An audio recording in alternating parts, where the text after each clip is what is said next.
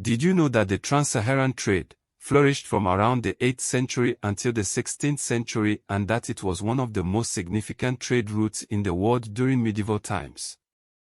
It connected West Africa with North Africa, not to mention Europe, and the Middle East as well. Today I want to tell you more about this significant route.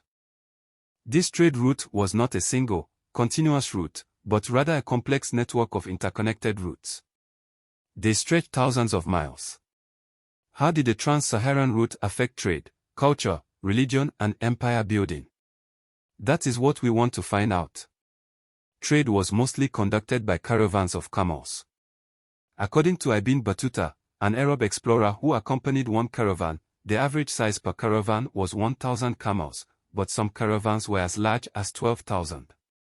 The caravans would be guided by highly paid Berbers, who knew the desert well.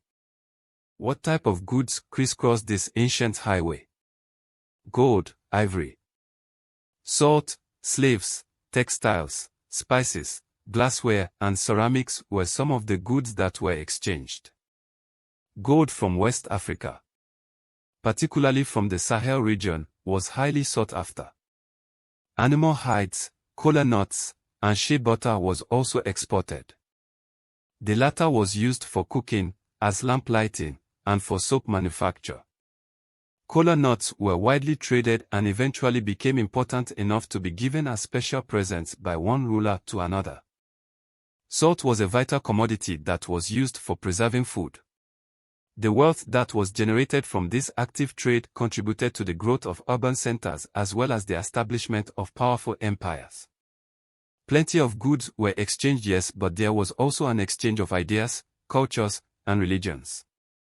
This can be plainly seen in the spread of Islam into West Africa, as traders who were Muslim traveled along these routes and established trade settlements that later became centers of Islamic learning. Not to be left behind were the Europeans, especially at that time, the Portuguese. They wandered from the coast of West Africa, to the Côte d'Ivoire and the Gambia Valley to the western Atlantic coast. They also traveled eastward into Hausaland. In fact, they attempted to dominate the role of commercial middlemen throughout the region. Leo Africanus, who visited the Songhai Empire in 1513 to 1515, described that these European traders sold their wares throughout West Africa.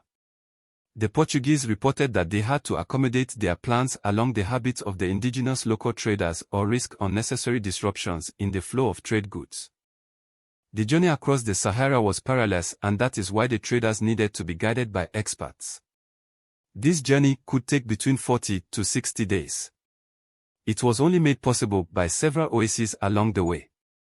Any improvised deviation, the taking of shortcuts, or the missing of the next oasis through poor navigation or a sandstorm, very likely would bring doom and death.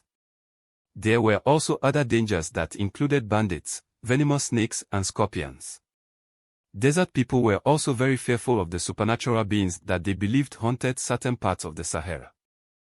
Did you know that the Romans were also very much interested in the goings-on of the Sahara, and there were expeditions between the years 19 BC to 86 AD? There have been descriptions of the Sahara in the works of Strabo, Pliny the Elder, and Ptolemy. Descriptions of the Sahara are contained in the works of numerous Arab writers, such as Al-Idrisi. Thanks for watching this video. A like or a share would be very much appreciated.